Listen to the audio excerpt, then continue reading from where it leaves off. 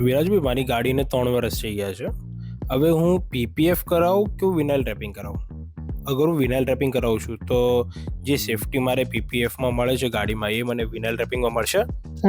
આની અંદર છે ને બંને ઓપ્શન્સ તમારા ઉપર છે કે તમારે કઈ પ્રાયોરિટી વધારે છે. ગાડીની અંદર તમારે સારા લુકની સાથે સેફટી બી જોઈએ છે તો તમે પીપીએફ તરફ જાઓ.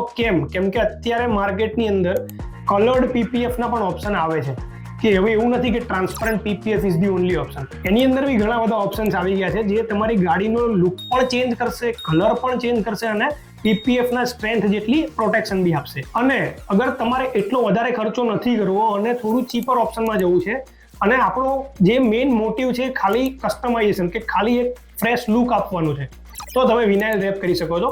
કેમ કે vinyl wrap will not provide safety or protection as compare to PPF. એ એટલું સ્ટ્રોંગ નથી આવતું. સો આઈ વુડ સજેસ્ટ કે તમારે પ્રોટેક્શન અને કસ્ટમાઇઝેશન બંને જોઈએ છે તો કલર્ડ પીપીએફમાં જાઓ, અને ખાલી કસ્ટમાઇઝેશન કે કંઈક નવું કરવું છે, મોડિફાઈ કરવું છે, ખાલી જસ્ટ લુક્સ, તો તમે વિનાઇલ રેપમાં જાઓ.